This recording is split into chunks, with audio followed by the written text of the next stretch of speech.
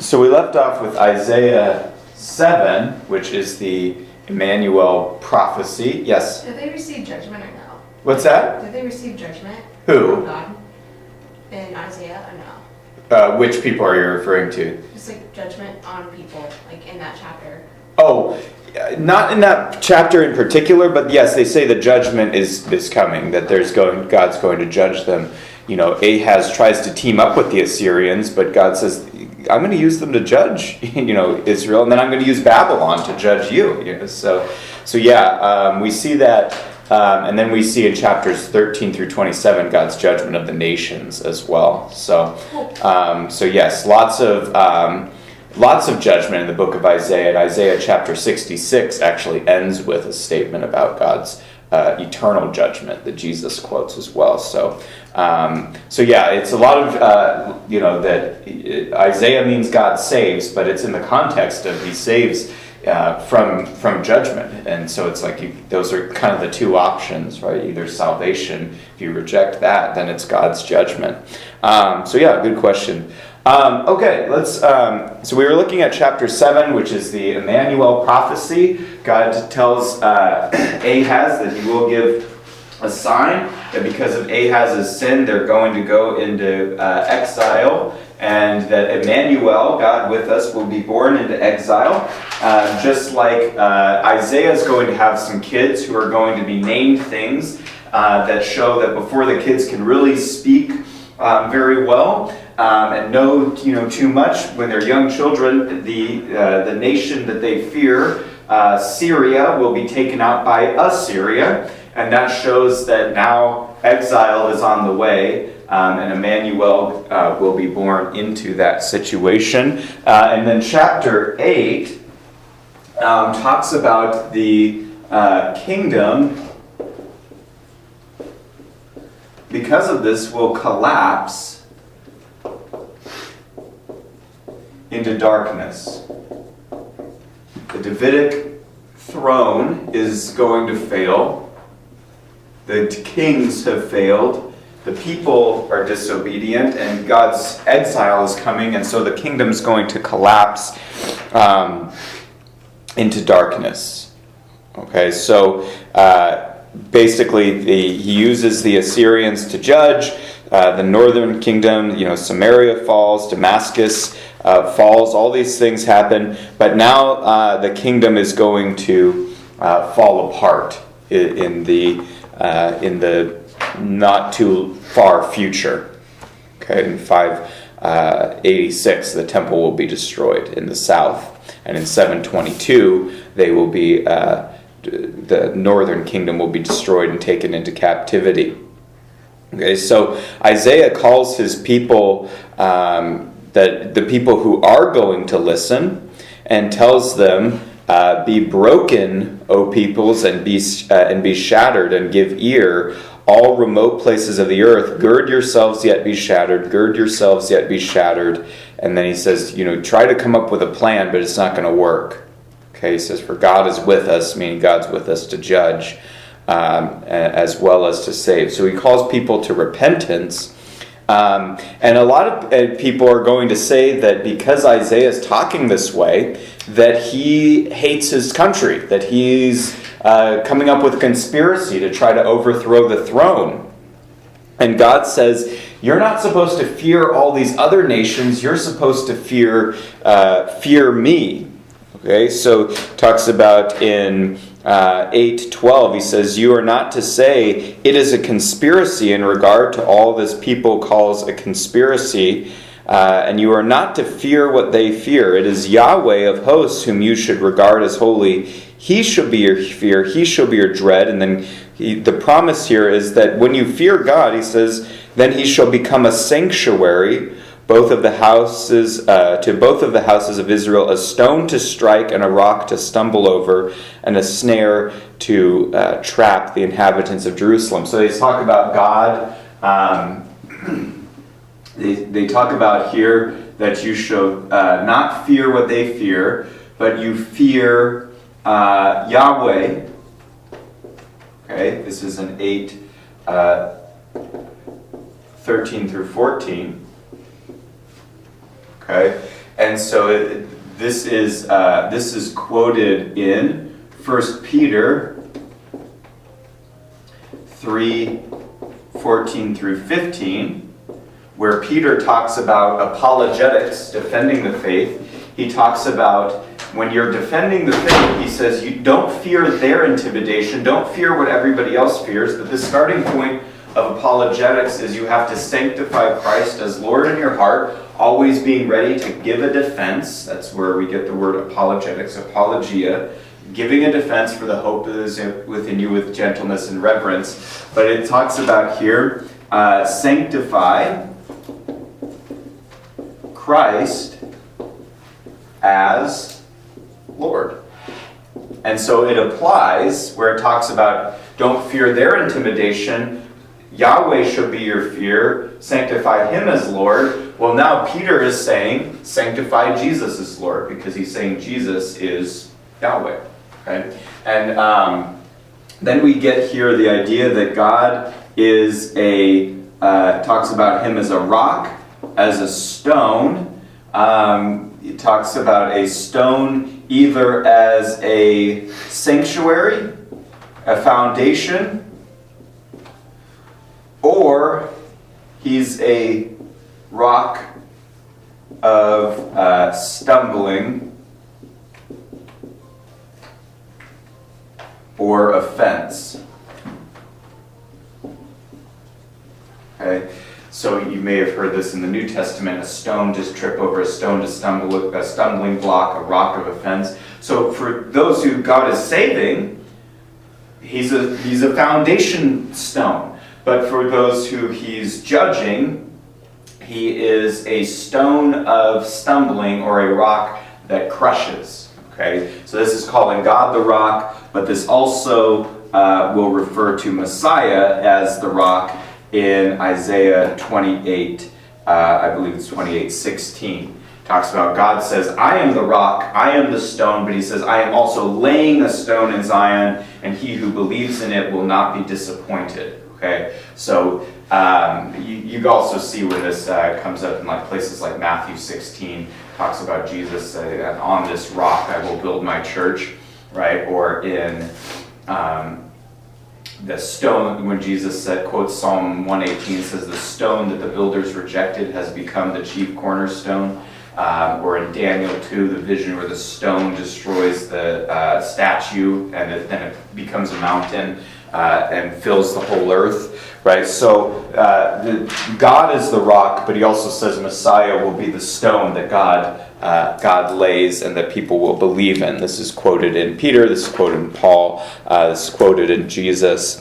And so it calls Jesus the foundation and the cornerstone of the church in Ephesians 2:20. Okay, so anyway, but just some places that this shows up in the New Testament. And then Isaiah tells his disciples, okay, take what I say, bind it up, because it's going to be relevant for the future. And then what are they supposed to do? What are believers supposed to do during this time? Well, listen to 8:16. It says, bind up the testimony, seal the law among my disciples, meaning Isaiah is going to say, you're going to open this up later and see that what I've said is true. Okay? But he says, here's what we should do. He says, and I will wait for Yahweh who is hiding his face from Jacob. I will even look eagerly for him. Okay, so he says what we need to do during this time is we need to wait, which in the Bible means to rely or to trust. Okay, that God is going to bring his plan. Okay, you guys recognize the phrasing of those who wait upon the Lord will renew their strength. They will mount up on wings like eagles. That's from Isaiah 40:31, where he says, I will wait upon the Lord, right? And so that's the idea. He says, let's wait for the Lord. And then he says, I and the children God has given me. Okay, so this is something kind of cool, but it's going to take a minute to see what's going on here. Look at 18. It says, behold, I and the children whom Yahweh has given me are for signs and wonders in signs and wonders in Israel from Yahweh of hosts who dwells on Mount Zion. Okay. Something we need to see here. All right. Among these people that are going to experience God's judgment is a righteous remnant who are believers. Okay, so you're going to have people like Isaiah's wife, who's called a prophetess, his sons, his children, his friends, his disciples. Then you're going to have people a little later, like Jeremiah, like Ezekiel, like Daniel and his friends. They're going to be experiencing the consequences of Israel's sin. Okay? And so Isaiah says he has sons who are for signs and wonders. Okay? And that's because God gives them certain names that refer to prophecies. Okay, so Isaiah says, I'm a sign. I have kids that God has told me to name them certain things to indicate that there will be a prophecy that I've said that will come true. Okay? Now, follow me on with this. Who else have we just read about in Isaiah that is a person born who is part of this group, the righteous remnant, whose name is a sign of prophecy? I think Isaiah 7. Who have we just read about whose name is a sign? Behold, I will give you a sign, and then this will be his name. Think yesterday, think Isaiah 7.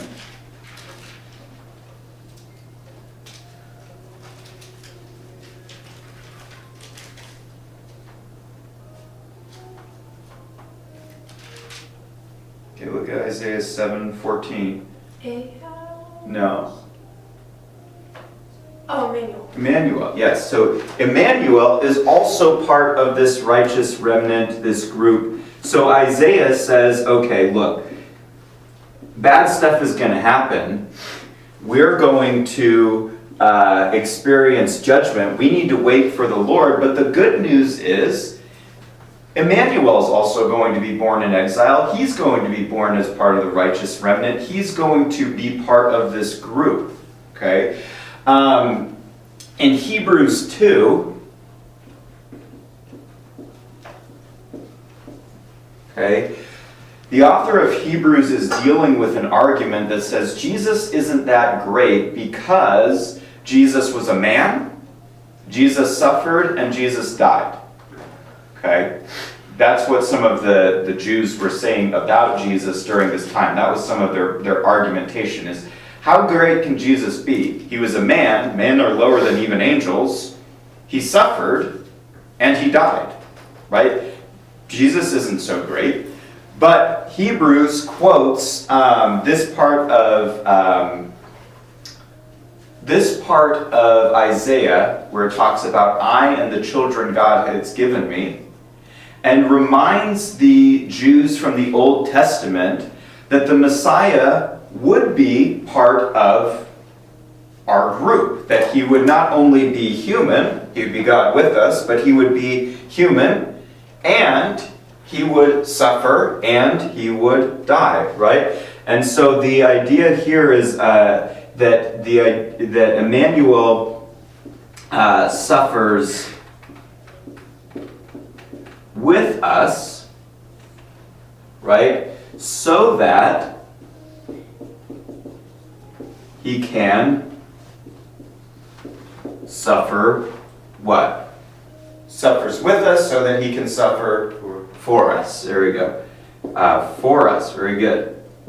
Right? This points forward to places like Isaiah 53. And so the author of Hebrews says, well, wait a second. You're saying Jesus isn't so great because he's a man. But he says, no. Remember Psalm 8 says that God has subjected this world to man to rule over it. Okay, so Messiah is God, but he's also man. And then he says, and you think he's not great that he suffered and that he died. Well, let me remind you of Isaiah, that Isaiah talked about his children were born as signs and wonders, but Emmanuel would also be born to be one of us. He would suffer and he would die in order to produce salvation from sin in God's kingdom. That's what the author of Hebrews shows, that Jesus is not only the Old Testament Messiah, but Jesus is the fulfillment of God's kingdom and God's plan. Okay, so it takes a little work to understand that, but that's what the author of Hebrews proves through using this text. Okay, now the people in this time are going to want to listen to everybody but God. They're going to try to talk to dead people. They're going to try to talk to psychics. They're going to try to talk to what are called mediums and spiritists, people who try to connect with the spiritual world in some way rather than God's word, right? And so Isaiah 8:19 says, when they say to you, consult the mediums and the spiritists who whisper and mutter, he said, should not the people consult their God? Should they consult the dead on behalf of the living? To the law and to the testimony. If they do not speak according to this word, it is because they have no dawn. He says they will pass through the land hard-pressed and famished. Right? And so then they're going to curse God. They're going to curse their king. And it talks about in 22, it says, then they will look on the earth and behold distress and darkness, gloom of anguish, and they will be driven away into darkness. Okay, so now we have this collapse into darkness. But can somebody read Isaiah 9:1? Isaiah 9:1.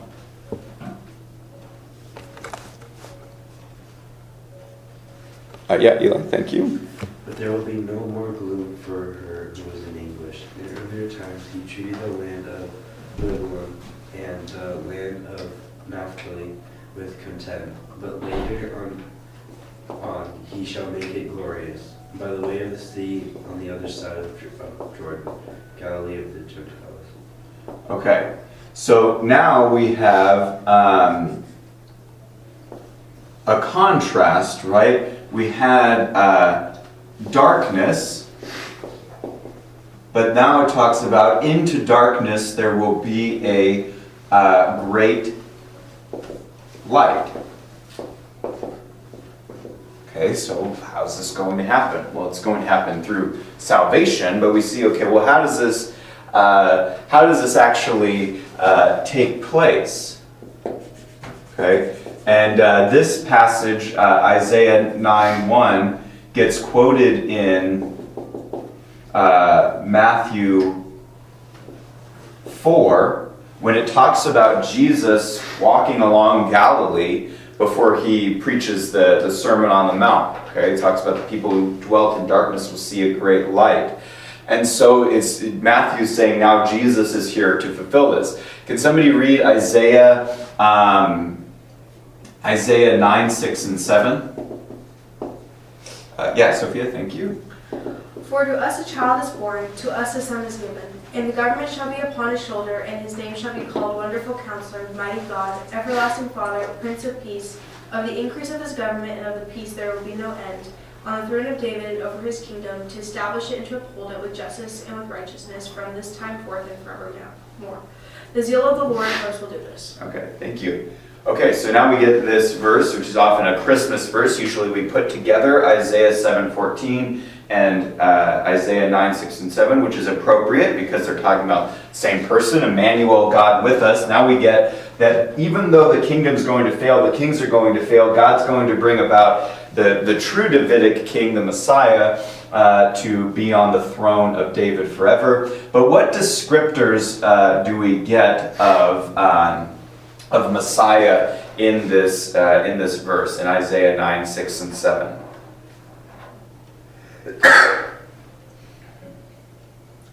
Descriptions of Jesus. Yeah. What do we get? What does it say about it? Oh, He's a wonderful counselor, mighty God, everlasting Father, Prince of Peace. Okay, yes. So we get, talks about a son given, right? A child. So this is a person, okay? Son, child, and then son also ties into, remember, God says the Davidic kings are his sons. He treats them as sons, right? And it talks about wonderful counselor.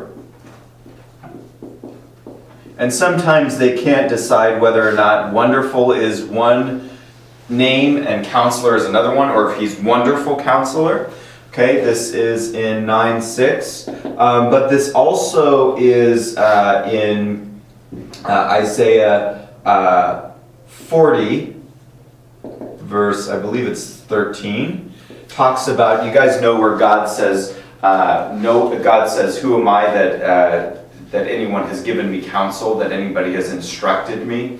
That's what the idea here is, that the Messiah is the one who gives counsel that only God can give, that takes it from no one else, that he's the one who's all wise and is able to counsel in wisdom because he's God himself. Okay, so wonderful counselor, what else? Mighty God. Mighty God, okay, that's important. Mighty God, this is the term in Hebrew, El Gibor, which means God Almighty. Okay, so it's a pretty exalted language to use for the Messianic King, that he's mighty God. Okay, what else? Eternal Father. Okay, eternal Father. Another way we'll say that is Father of eternity. That he is in charge of eternity, that he is eternal. We can also reference for the eternality of Messiah, Micah 5:2. His goings forth are from the days of old, even from everlasting, or even from eternity, right? Lots of places talk about the eternality of Messiah. I think Psalm 61:7 talks about God will give length to his days, he will reign forever. Okay, so Father of eternity. What else? Prince of Peace. Prince of Peace, yep. That he's going to be a ruler of peace. And then it talks about that he'll be on the throne of his father David, right? Which means he's a son, he's a descendant of David, but he is also mighty God. So this is a Messiah who is God and man. Like Emmanuel, this is how he is God with us. And then he's going to have an eternal throne, an eternal kingdom. He's going to rule in justice and righteousness. So we get that the kingdom's going to collapse because of bad kings collapse into darkness, but this king is going to rule. There is going to be a true Davidic king, but he's going to be even more than that, because he's going to be mighty God, Father of eternity, wonderful counselor, at the same time being a child born. Okay, so we haven't even gotten to the New Testament yet. From the Old Testament, you can show that the Messiah would be both God and man. Right, so we get this built out here that unfortunately, if you said that to Jews, religious Jews today, that Jesus is God, that Jesus shares divine identity with God, they'd be offended by that. Because they think you're threatening the monotheism, the worship of the one true God. And we're not. We're saying what Isaiah said. That Isaiah said that this one would be mighty God, while he's also a son of David. Okay, so there is this hope of God's kingdom, but this is in the context of God's judgment. He tells them, look, this is going to take place, but there is going to be judgment. Now God talks about in chapter 10 that Assyria is his instrument to use as judgment, but that God will save a remnant. Okay, so basically, write that down here. Assyria God's instrument. And then we also have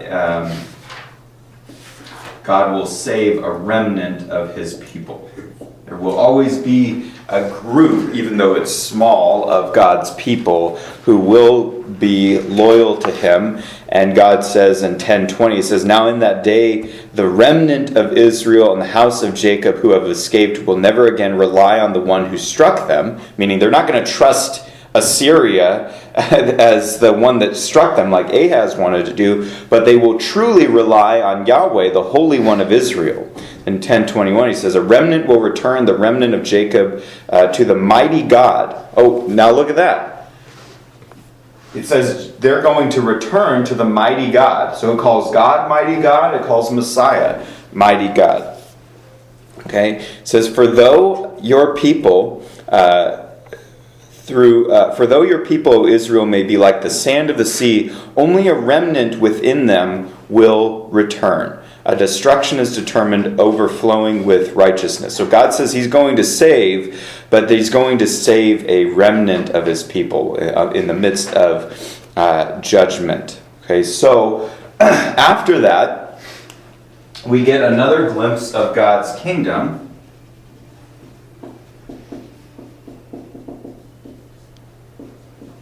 And the rule of the righteous branch.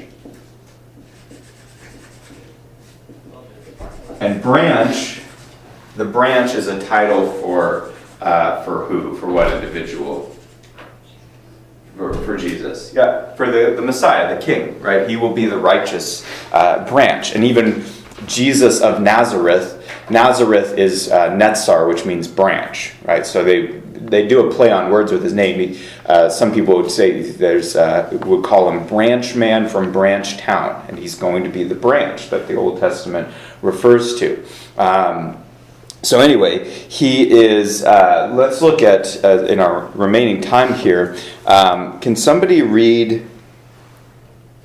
Let's see. Isaiah 11, 1 through 4. Wyatt, thank you. There will spring from the stem of Jesse, and a branch from its roots will bear fruit.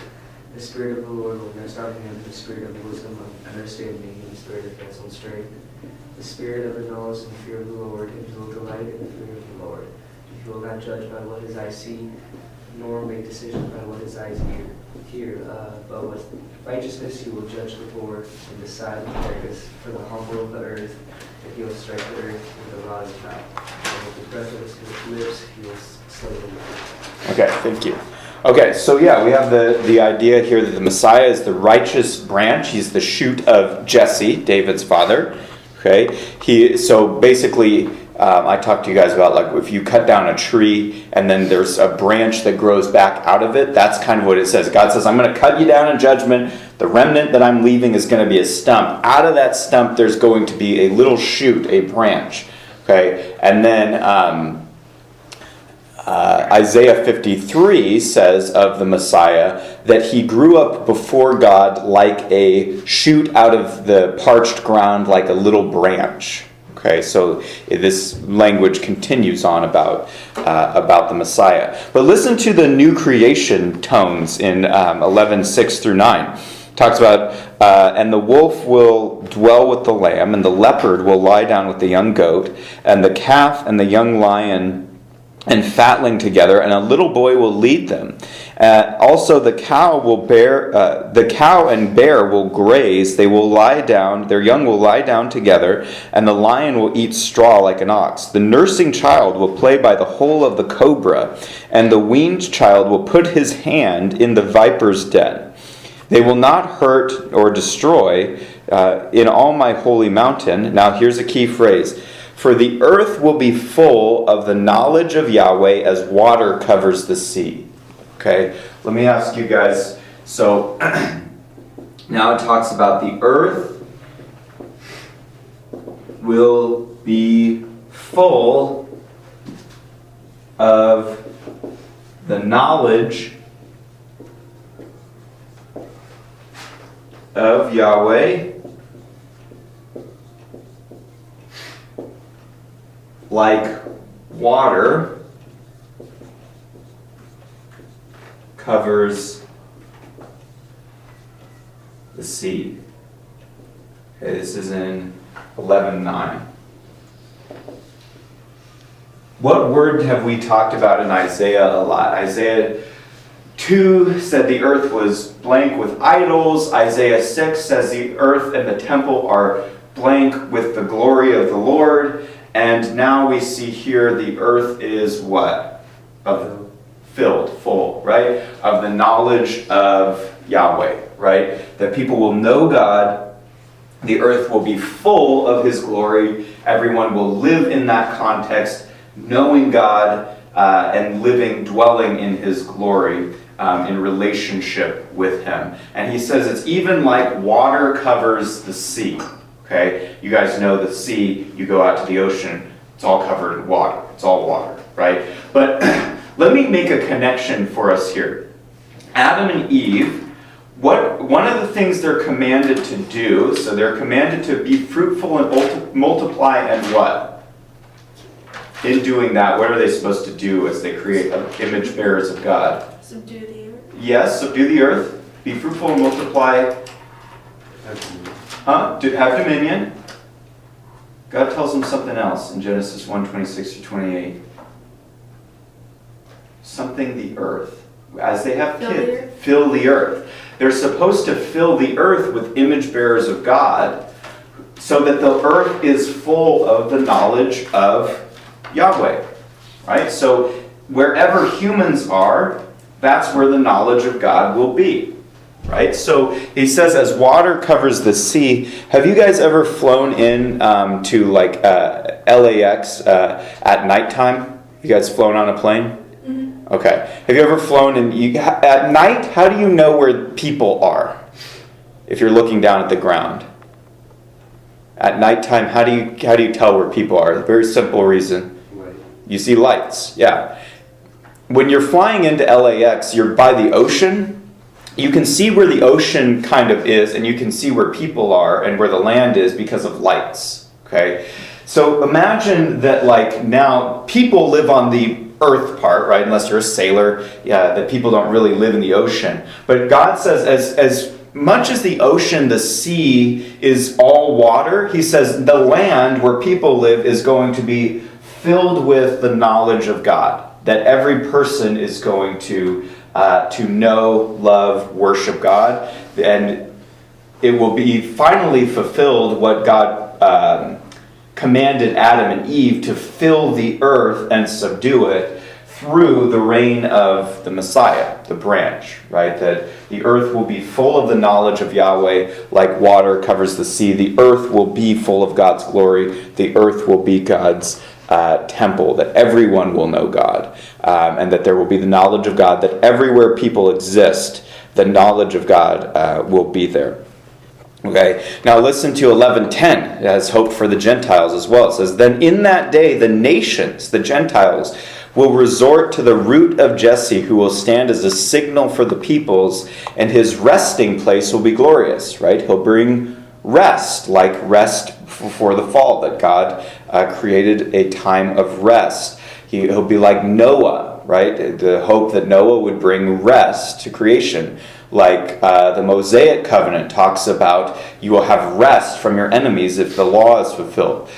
David and Solomon were said to bring rest. Joshua was said to give them rest from their enemies. Well, now, finally, in the Messiah, all that plugs in, and he's going to cause rest to happen to the nations. Last verse that I want to look at here. Can somebody read Isaiah 11:11? Yes, Sophia? In that day the Lord will extend His hand yet a second time to recover the remnant that remains of His people. From Assyria, from Egypt, from Pathros, from Cush, from Elam, from Shinar, from Hamath, and from the coastlands of the sea. Okay. What is it talking about when it says God will recover and save Israel a second time? What's the big first deliverance God does of Israel, and this is a second time? Exodus. The Exodus. So this is referring to what I've talked about since I think Hosea is that God is going to produce a second Exodus, but this time he's not going to deliver his people just from Egypt. He's going to bring them back from all the nations where he has scattered them. So there is a second Exodus. So it's important to see that in places like Isaiah 11:11 and actually see it in the Bible, because it sounds good to just say, well, there's a first Exodus, God's going to produce a greater second one. That sounds good, but we actually have to prove it with Scripture. And here's one of those verses that actually says God will recover his people a second time. There will be a second Exodus that will be facilitated by the Messiah. And that's what Luke identifies Jesus as coming to do. Luke talks about that Jesus on the Mount of Transfiguration is talking with Moses and Elijah about the Exodus that he was going to accomplish at Jerusalem.